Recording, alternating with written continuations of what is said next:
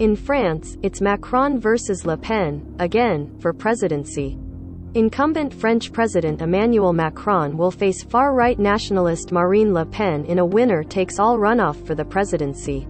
Paris, incumbent Emmanuel Macron will face far-right nationalist Marine Le Pen in a winner-takes-all runoff for the French presidency, after they both advanced Sunday in the first round of voting in the country's election to set up another head-to-head clash of their sharply opposing visions for France. But while Macron won Thiers' last contest in 2017 by a landslide to become France's youngest ever president, the same outcome this time is far from guaranteed.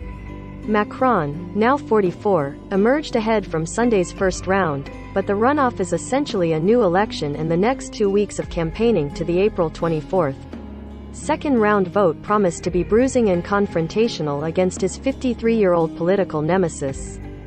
Savvier and more polished as she makes her third attempt to become France's first woman president, Le Pen was handsomely rewarded Sunday at the ballot box for her years-long effort to rebrand herself as more pragmatic and less extreme. Macron has accused Le Pen of pushing an extremist manifesto of racist, ruinous policies. Le Pen wants to roll back some rights for Muslims, banning them from wearing headscarves in public, and to drastically reduce immigration from outside Europe. On Sunday, she racked up her best-ever first-round tally of votes. With most votes counted, Macron had just over 27% and Le Pen had just under 24%. Hard left leader Jean-Luc Mélenchon was third, missing out on the two-candidate runoff, with close to 22%. Macron also improved on his first-round showing in 2017, despite his presidency being rocked by an almost unrelenting series of both domestic and international crises. They include Russia's war in Ukraine that overshadowed the election and diverted his focus from the campaign. With polling suggesting that the runoff against Le Pen could be close, Macron immediately started throwing his energies into the battle. Addressing supporters Sunday night who chanted 5 more years, Macron warned that nothing is done, and said the runoff campaign will be decisive for our country and for Europe. Claiming that Le Pen would align France with populists and xenophobes, he said, "That's not us. I want to reach out to all those who want to work for France," he said. He vowed to implement the project of progress, of French and European openness and independence we have advocated for. The election outcome will have wide international influence as Europe struggles to contain the havoc wreaked by Russian President Vladimir Putin's invasion of Ukraine. Macron has strongly backed European Union sanctions on Russia while Le Pen has worried about their impact on French living standards. Macron also is a firm supporter of NATO and of close collaboration among the European Union's 27 members. Macron for months had looked like a shoe-in to become France's first president in 20 years to win a second term. But National Rally leader Le Pen, in a late surge, tapped into the foremost issue on many French voters' minds: soaring costs for food, gas and heating due to rising inflation and the repercussions of Western sanctions on Russia. To win in round 2, both Macron and Le Pen now need to reach out to voters who backed the 10 presidential candidates defeated Sunday. For some of the losers' disappointed supporters, the runoff vote promises to be agonizing.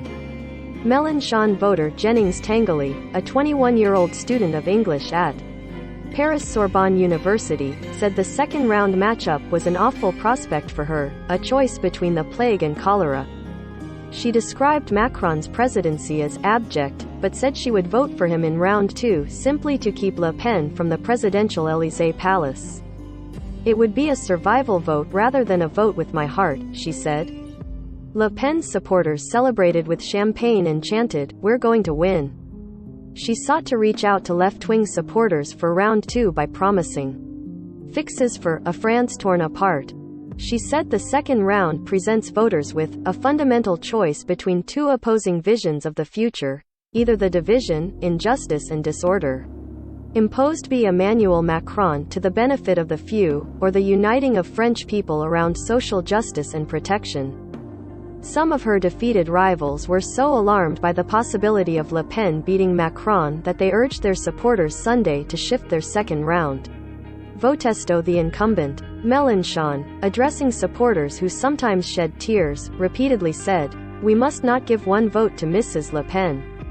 Describing herself as profoundly worried, defeated Conservative candidate Valérie Pécresse warned of the chaos that would ensue if Le Pen was elected, saying the far-right leader has never been so close to power. Pécresse said she would vote for Macron in the runoff. To beat Le Pen, Macron will aim to pick apart her attempted rebranding as a less dangerous political force, a makeover that has even highlighted her love of her softer image has won over some voters but made others even more suspicious. Yves Malot, a retired engineer, said he voted for Macron only to counterbalance Le Pen. He said he fears that her long-standing hostility to the EU could see her try to take France out of the bloc, even though she has dropped that from her manifesto. "I don't think she's changed at all," he said. "It's the same thing, but with cats." Associated Press journalists Thomas Adamson, Elaine Ganley and Patrick Hermanson contributed to this report. Follow all AP stories on France's presidential election at https://apnews.com/hub/French-election-2022.